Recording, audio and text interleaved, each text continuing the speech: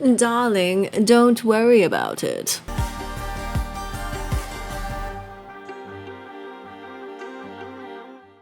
We're going to talk about a little film called Don't Worry, Darling. The film had a lot of drama during the production, so I kind of want to briefly go through that before we dive into what I actually thought about the movie. So long story short, Olivia Wilde is the director of the film. She also has a supporting role in the movie. And during the production, she was married to Jason Sudeikis. During the entire time of filming, Olivia Wilde was having an affair with Harry Styles. This made people uncomfortable for a few reasons.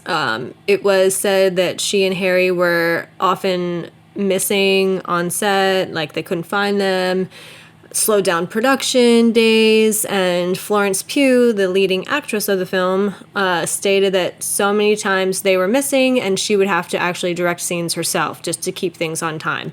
So people were really frustrated while they were making this film. And it also made Florence Pugh uncomfortable because she was dating Zach Braff at the time, who was a director on Ted Lasso, Jason Sudeikis' huge show. So when they went to Cannes, there were problems. Like, Florence Pugh showed up really late. No one wanted to sit next to each other. There was the whole spitting incident on Chris Pine. So, it got a lot of buzz, but it had nothing to do with the film itself. It's really clear that she will not be asked to direct anything in the near future, maybe at least for a couple of years, because she was so problematic. And furthermore, another note is that initially Shia LaBeouf had been cast in the Harry Styles role, and during an interview, Olivia Wilde said something along the lines of, I let Shia go from the film because I felt it wouldn't be a safe environment on set. Like, later that week, or even the next day we posted screenshots of their conversations back and forth, a video of her begging him not to leave the shoot. We can work it out, Shia, don't worry, I think we can all make this happen, please don't leave the production, stuff like that. So she's clearly a pathological liar, or she thinks that she's so above it all that people aren't actually going to check her on things that she says in interviews. But now that that's all wrapped up, the film Don't Worry, Darling. This is a spoiler review, by the way, so if you haven't seen it and you actually do want to see it, I would highly recommend not watching the rest of this video. If you've already seen it, then let's chat. So the premise is essentially it seems as though it's the late 1950s, early 60s. At least that's kind of the era I specifically thought they were going for. And everything's perfect. It's this little suburban town in the middle of the desert.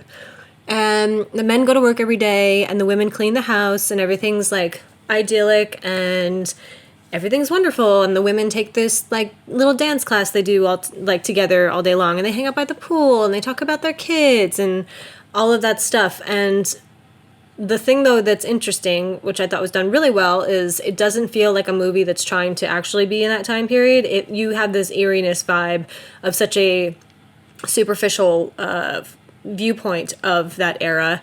And there's just something's off the entire film. And essentially, Florence Pugh, the leading actress of the film, who is just incredible in everything she does, she's just amazing, she starts getting uncomfortable with certain things and starts asking questions internally. A big movie concerning gaslighting. It's very Rosemary's Baby. It is very Twilight Zone, Hitchcockian, and that's stuff that I love. I absolutely love that stuff. Black Mirror is one of my favorite shows of all time. So I'm all on board. I'm watching it.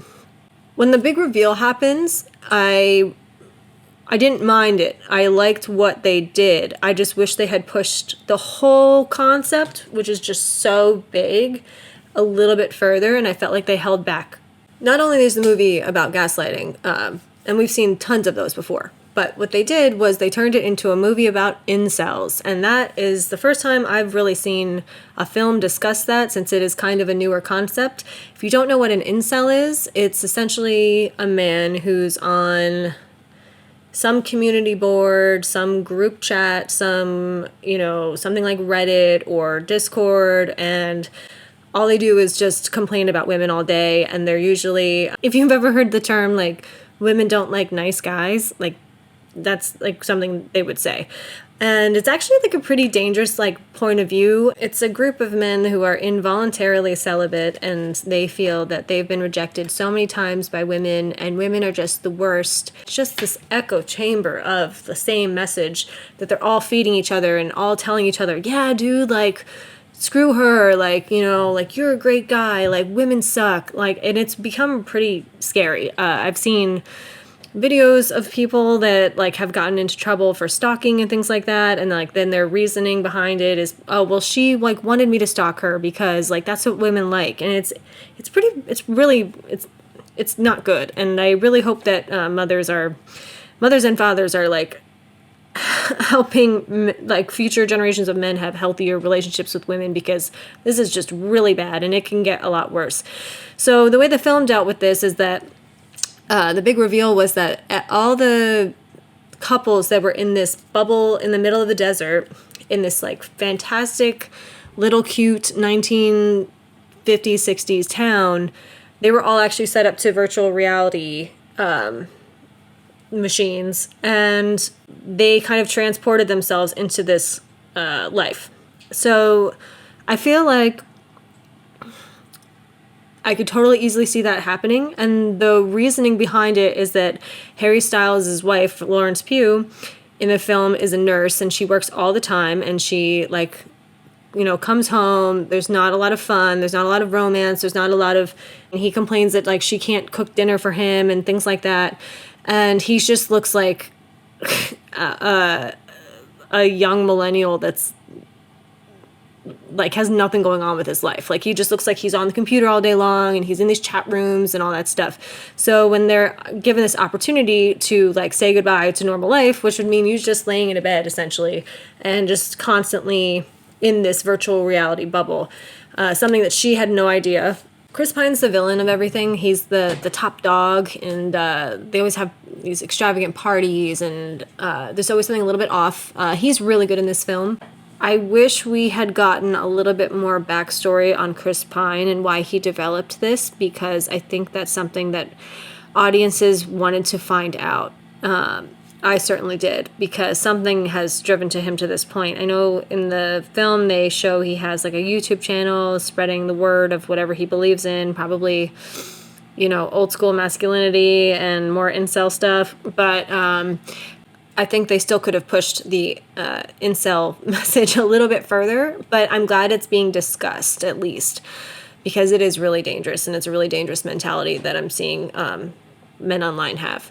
The hatred and the, you know, it's like hate fueling hate, and we see that often with extremist views on a lot of different ideas, which is never good. So I am glad it addressed that. I do think it was beautifully shot. I think the cinematography was stunning. Besides that, like, even some of the characters in the world, like his wife, Gemma Chan, that's a woman as well that we really don't know anything about. She teaches the dance class, and she is so infuriated by the end of the film that she kills her husband, which I guess is just maybe she saw it go so badly, but I just wish there had been a few more scenes with her.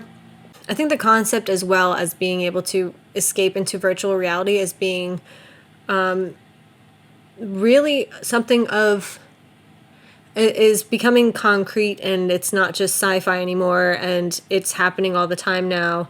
I know a couple years ago, the Japanese were concerned about their population because a lot of the men, I'm not saying these men are incels at all, but they felt socially awkward interacting with women, and they would have an online girlfriend that was virtual and fake, like not even a real person. And they saw like dating go down by so much. Yes, you can escape in virtual reality. You can essentially, with all of the technology now, you can be in any world you want to be. You can hang around any types of people you want to be with, do anything you want.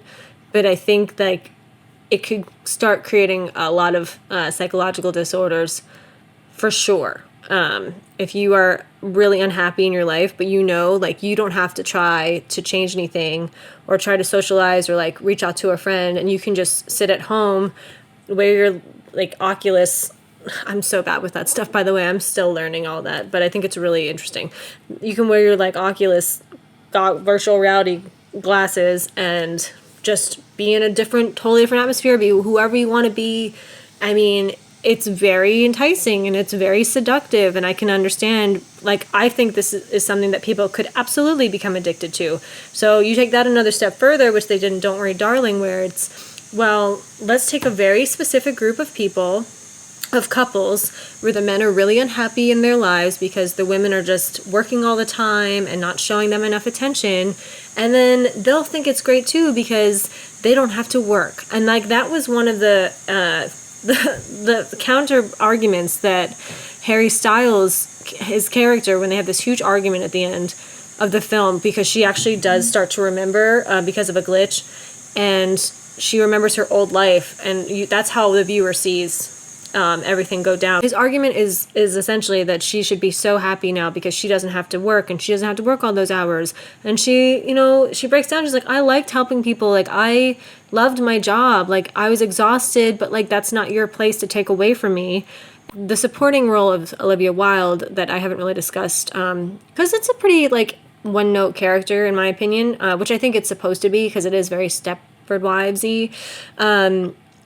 You know, she has this big conversation with Florence Pugh at the end, saying she stayed in the world because she had lost the two children, and in that world she could be with those children.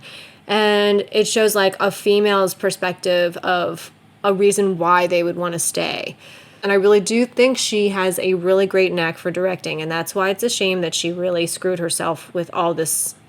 It's like she got her like narcissistic ego in the way of making a great film, and like, I don't know if she was just causing drama or she didn't think it would cause drama, everything she said, but I feel like any adult would know that like, you have to be careful what you say with those types of things, especially when people can show the receipts that you're lying about certain things.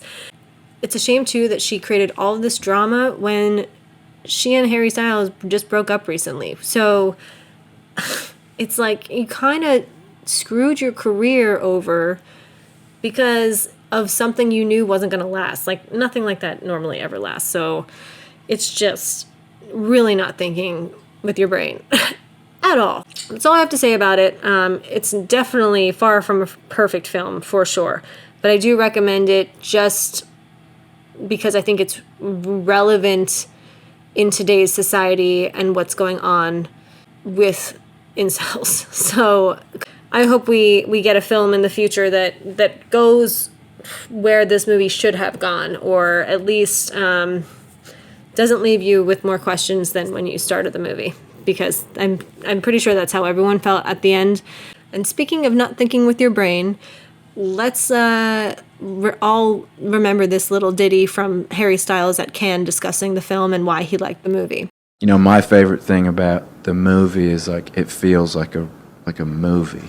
It feels like a real, like, you know, go to the theater film movie that, you know, you kind of, the reason why you go to watch something on the big screen. Thanks for stopping by, and I'll see you all soon.